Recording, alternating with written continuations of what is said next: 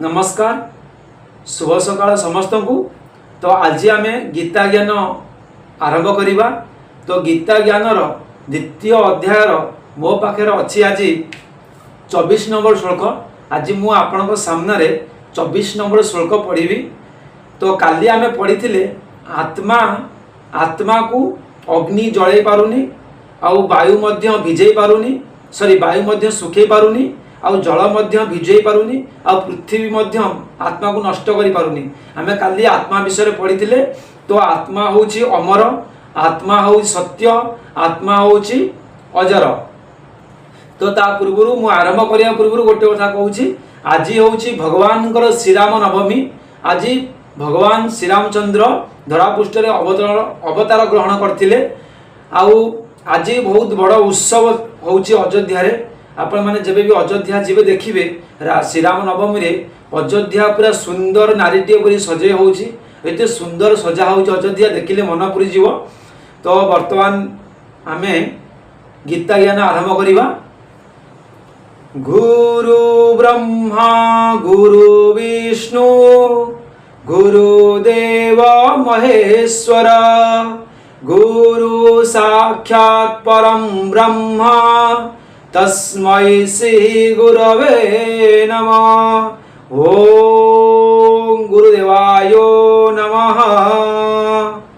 एबे मु आरंभ करी आपण सामने 24 नंबर श्लोक। आउ 24 नंबर श्लोक केमती अछि देखिबा।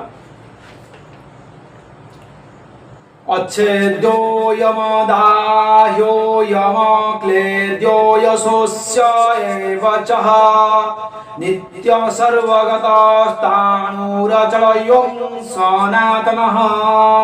देखंतु एई जो श्लोकर व्याख्या केमिति अछि। अयम अयम अर्थ होछि एही आत्मा।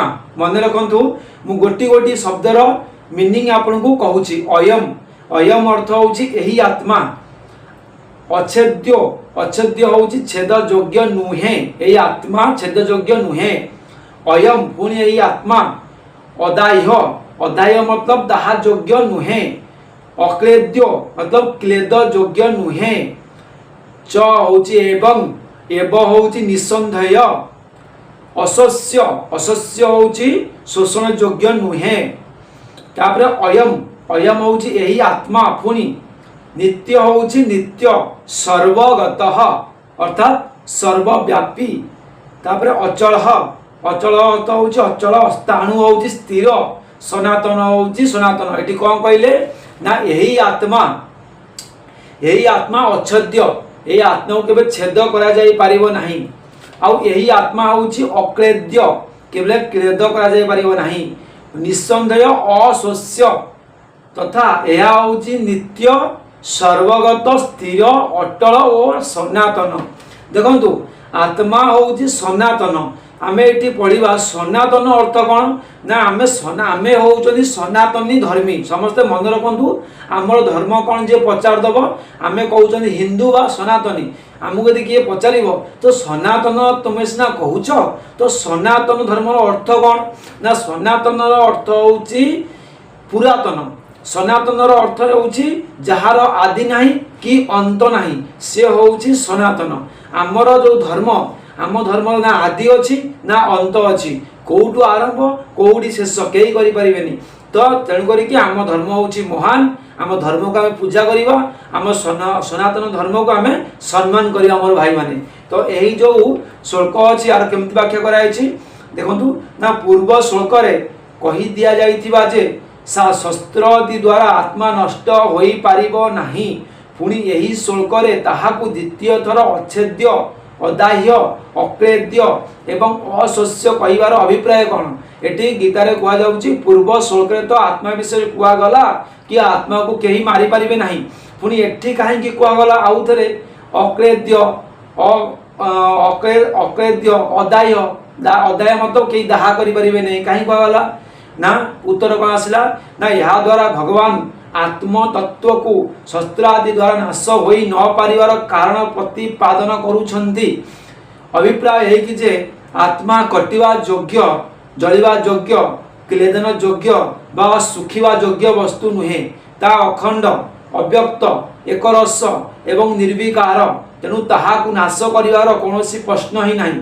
अच्छेद्यादि शब्द द्वारा आत्मार नित्यत्व प्रतिपादन करी पुणी ताहाकु नित्य सर्वगत एवं सनातन कहबार अभिप्राय कौन? आत्मा को कहीं भगवान सनातन कहले ना अच्छेद्यादि शब्द द्वारा जो अविनाशित्व सिद्ध होउछि ताहा आकाश पाई मध्य सिद्ध होई पारे, कारण आकाश अन्य समस्त भूतंकर कारण एवं अन्य सबुथिरे व्याप्त होइतिबारु पृथ्वी तत्व रे तयारी शस्त्र द्वारा आकाश को काटी हेबो नाही, अग्नि द्वारा जलाई हेबो नहीं। आकाश को कौन के जारी पारिबो, आकाश को कौन के काटी पारिबो? तो आकाश सहित तुलना करछंती।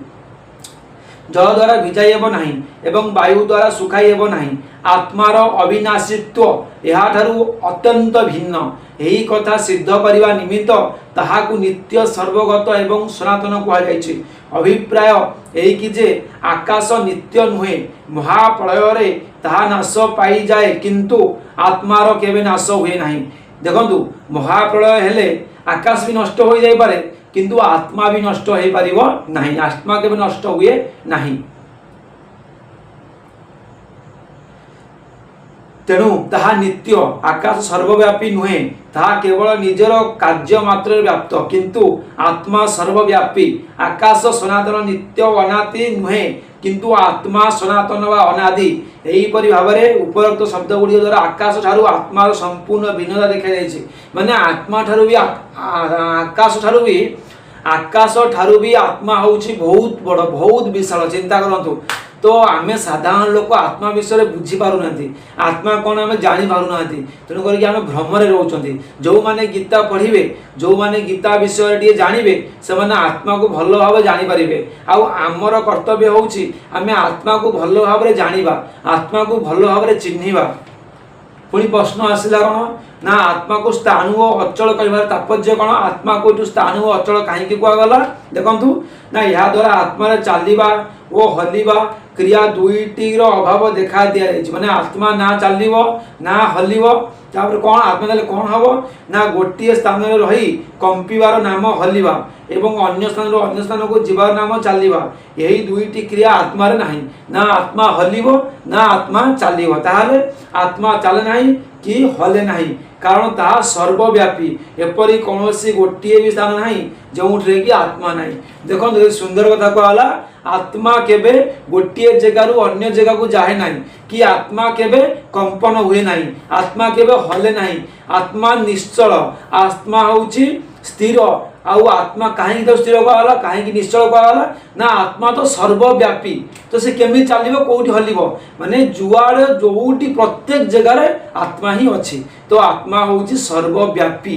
आकाश यानी सर्वव्यापी, आत्मा आकाश सर्वव्यापी नुहे गीता लिखा है किंतु आत्मा हेउछि सर्वव्यापी। मन रखंतु आकाश ठारू आत्मा होउछि बड़। तो आज मु आपन को सुनाउतली हमर 24 नंबर श्लोक द्वितीय अध्याय रे। तो एठी मते विदाय नक पड़ियो, मो पाखे समय आदि मते इशारा दिलानी। पुणी आमे काली सकाळे देखा हबा गीता ज्ञानर 25 नंबर श्लोक सहित। मते विदाय दियंतु, रहिले आज्ञा। जय श्री कृष्ण, हर हर महादेव।